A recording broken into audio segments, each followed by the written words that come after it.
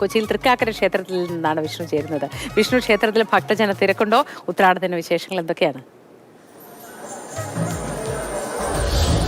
മോദി ക്ഷേത്രത്തിലോട്ട് ഇപ്പോൾ ഭക്തജനങ്ങൾ ധാരാളമായി എത്തിത്തുടങ്ങിയിട്ടുണ്ട്. രാവിലത്തെ നമ്മൾ ആദ്യത്തെ ആ ലൈവ് എടുക്കുമ്പോഴേ നിന്നും വിഭിന്നമായി ഇപ്പോൾ കുറച്ചുകൂടി ആളുകൾ ഇവിടേക്ക് എത്തുന്നു. ഇന്നിപ്പോൾ തൃക്കാക്കര ക്ഷേത്രത്തെ സംബന്ധിച്ച് ഓണത്തിന്റെ ഒരു തുടക്കം എന്ന് നമുക്ക് വിശേഷിപ്പിക്കാം.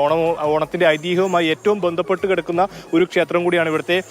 തിരുവോണ ദിനത്തിലുള്ള ഓണസദ്യ അടക്കം വളരെ പ്രസിദ്ധമാണ്. ഇന്നിപ്പോൾ ഉത്രാടം നാളാണ്. ഉത്രാടം നാൾ സംബന്ധിച്ചും ഏറെ പ്രാധാന്യമുള്ള ചടങ്ങുകൾ നടക്കുന്ന ഒരു ക്ഷേത്രം കൂടിയാണ്. ഇന്നിപ്പോൾ അല്പസമയത്തിനകം തന്നെ ഇവിടെ തിരുമുൽക്കാഴ്ച സമർപ്പണം ഉണ്ടാവും. ഭഗവാന് മുൻപിൽ മേൽശാന്തി ആദ്യം കദളിക്കുഴ സമർപ്പിച്ച് പിന്നീട് ഈ ഭക്തജനങ്ങളായിട്ടുള്ള ആളുകളടക്കം അവരുടെ കൃഷി വിഭവങ്ങളെല്ലാം ഇവിടെ സമർപ്പിക്കും. അതിനുശേഷം ഉത്രാട സദ്യയും ഇന്നുണ്ട്. ഇപ്പോൾ നമുക്ക് ക്ഷേത്ര ഭാരവാഹി നമുക്കൊപ്പം ചേരുന്നുണ്ട്.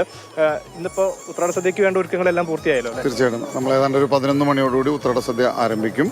അതിനുള്ള എല്ലാ തയ്യാറെടുപ്പുകളും ചെയ്തു കഴിഞ്ഞിട്ടുണ്ട്. നമ്മൾ വിപുലമായിട്ട് തന്നെ എത്ര പേര് പ്രതീക്ഷിക്കുന്നുണ്ട്? നമ്മൾ സാധാരണ കഴിഞ്ഞ വർഷത്തെക്കാട്ടും കൂടുതൽ ആളുകളെ തന്നെയാണ് നമ്മളിപ്പോഴും പ്രതീക്ഷിക്കുന്നത്. ഏതാണ്ട് ഒരു 10,000-ന് മുകളിൽ ആളുകളെ നമ്മൾ ഈ പ്രാവശ്യം പ്രതീക്ഷിക്കുന്നുണ്ട്.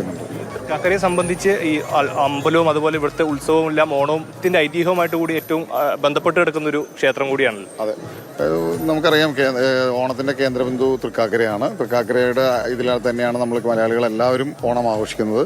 തിരുവോണ നാളിൽ സ്വന്തം വീട്ടിൽ സാങ്കല്പികമായിട്ട് തൃക്കാക്കരയിൽ ഓണം ആഘോഷിക്കാൻ പറ്റാത്ത ആളുകൾ സാങ്കല്പികമായിട്ട് തൃക്കാക്കരപ്പനെ വീട്ടിൽ തന്നെ പ്രതിഷ്ഠിച്ച് പൂക്കളമിട്ട് ഓണം ആഘോഷിക്കേണ്ടത്. അപ്പോൾ മലയാളി എവിടെയായിരുന്നാലും ഈ സാങ്കല്പികമായിട്ട് തൃക്കാക്കരപ്പനെ പ്രതിഷ്ഠിച്ചിട്ടാണ് പൂക്കളമിട്ടാണ് ഓണം ആഘോഷിക്കുന്നത്.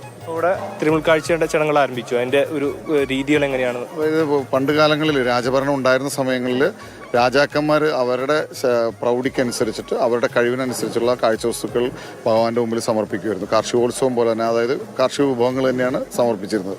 അത് ഇപ്പോഴും തുടരുന്നു. അതായത് നമ്മൾ ഭക്തജനങ്ങൾ ആദ്യം മേൽശാന്തി ഭഗവാന്റെ മുമ്പിൽ സമർപ്പിക്കും.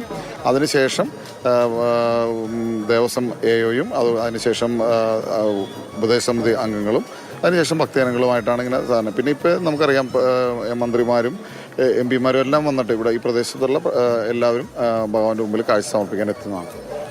ഏതായാലും ഇവിടെ അതിന്റെ ഒരുക്കങ്ങൾ നടന്നു വരികയാണ്. നമുക്കറിയാം ഇന്നിപ്പോൾ അത്തത്തിന്റെ അന്നാണ് ശരിക്കും ഈ ഒരു തൃക്കാക്കര അമ്പലത്തിലെ ഉത്സവത്തിന് കൊടിയേറുന്നത്. അതിനുശേഷം 10 ദിവസം നീണ്ടു നിൽക്കുന്ന ഉത്സവം ഇന്നിപ്പോൾ 9ാം ദിവസമാണ്. ഉത്രാടം ദിനമാണ്. ഉത്രാട ദിനത്തിൽ വലിയ വിളക്കുണ്ട്. 9 ആനകൾക്കുള്ള പൂരമുണ്ട്. 9 ആനകളുടെ പകൽപ്പൂരം ഇന്ന് ഉച്ചയ്ക്ക് ശേഷം നടക്കും. ഇപ്പോൾ ഈ തിരുമുൽക്കാഴ്ച സമർപ്പിക്കുന്നതിന് മുന്നോടിയായി ഇത്തരത്തിൽ ഈ 9 ആനകളും നിരന്ന് നിന്ന് അവരുടെ മുൻപിലാണ്, ഇല്ല ആ ഭഗവാന്റെ മുൻപിലാണ് ഈ ഒരു സമർപ്പണമെല്ലാം നടക്കുന്നത്. ധാരാളമായിട്ടുള്ള ആളുകൾ ഇപ്പോൾ ആനയെ കാണാനും മറ്റുമായിട്ടും ഈ തിരുമുൽക്കാഴ്ച സമർപ്പണ അതിൽ പങ്കെടുക്കാനും അതുപോലെ ഈ ഒരു ഉത്രാട ദിനത്തിൽ ഈ ക്ഷേത്രത്തിൽ എത്തി ഭഗവാനെ തൊഴുത് അതിൻ്റെ ഒരു നിർവൃതി അടയാനും മറ്റുമായി ധാരാളം ആളുകൾ ഇപ്പോൾ എത്തിയിട്ടുണ്ട്. ഇവിടെ എവിടെ നിന്ന് വരുന്നത്? തൊഴുതു. ഇപ്പോൾ എന്താ ഉത്രാട സദ്യ കഴിച്ചിട്ടാണ് പോകുന്നത്? ഇല്ല, പോകും. ഉത്രാടത്തിന്റെ ഒരുക്കങ്ങൾ എന്താ? തിരുവോണത്തിന്റെ ഒരുക്കങ്ങളൊക്കെ തുടങ്ങിക്കിട്ടുള്ളൂ. കൂടിയെല്ലാം വാങ്ങി സദ്യക്കുള്ള ഓട്ടങ്ങളൊക്കെ ആയോ? ഇപ്പൊ ഉത്രാടപ്പാച്ചിന്റെ ഇതിലോട്ട് കിടക്കുവോ? ചെന്നിട്ട് വേണം ഇനി അതിനുള്ളവര്. എന്നാലും എത്ര തീർത്താലും കുറച്ച് ബാക്കി ഉണ്ടാവില്ലേ പോടാൻ? എന്തായാലും ആളുകളെല്ലാം ഇവിടെ ധാരാളമായി എത്തിയിട്ടുണ്ട്. ആനയെ കണ്ടുകൊണ്ടുള്ളപ്പോൾ ഈ ആനയുടെ നിരത്തി ആളുകൾക്ക് മുന്നിൽ നിർത്തിയിട്ടുണ്ട്. ഇതിനുശേഷം തൃപ്തിയാണ് വിഷ്ണു. അങ്ങനെ ഉത്രാടത്തിന് ഒരു ക്ഷേത്ര ദർശനമോ അല്ലെങ്കിൽ എന്തെങ്കിലും സാധനങ്ങൾ വാങ്ങാനുള്ള പുറത്തേക്കുള്ള ഒരു പോക്കൊക്കെ കഴിഞ്ഞാൽ പിന്നെ വീട്ടിൽ തന്നെ ആയിരിക്കും. അത് കഴിഞ്ഞാണ് പിന്നീട് ഈ സന്തോഷത്തിന്റെ ഏറ്റവും മൂർധന്യ അവസ്ഥയിലേക്ക് കടക്കുക എന്ന് തോന്നുന്നു. അങ്ങനെ